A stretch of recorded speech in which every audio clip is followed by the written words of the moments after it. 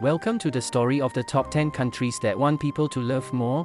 According to the Independent, demographers believe that a country should keep its fertility rate more than 2 children per woman to achieve replacement fertility in order to maintain a balance between newborns and the elderly who die. Because of birth rate, birth of citizens in a country will affect the future of that country.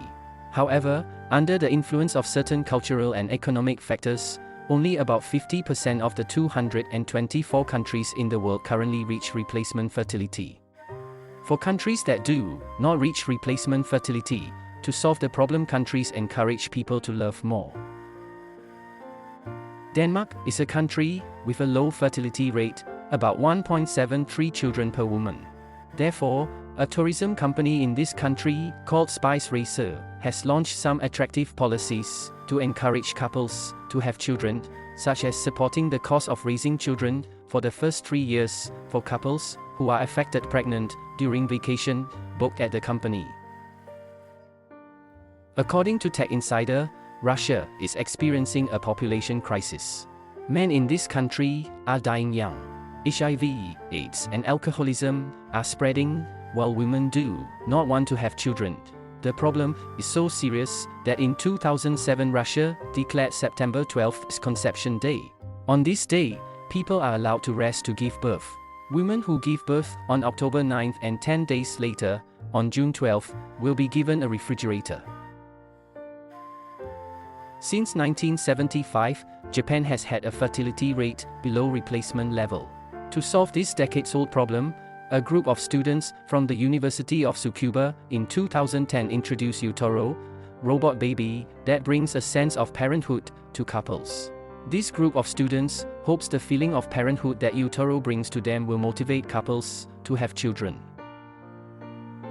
It can be said that the 1960s was a bad period for couples. The birth rate during this period was low and the government imposed a 20% income tax on childless couples and introduced provisions that made divorce nearly impossible. The idea of the aforementioned policy is, if citizens do not provide the future workforce for the country, they must provide money. Singapore has the lowest fertility rate in the world, 0.81 children per woman.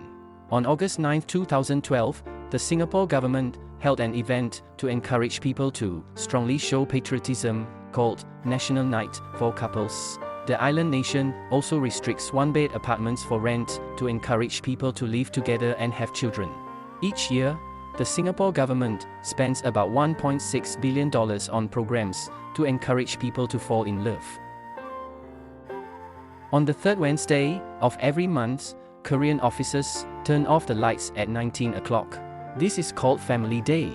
With a birth rate of only 1.25 children per woman, South Korea takes every measure to encourage people to have children, even providing cash to couples with more than one child.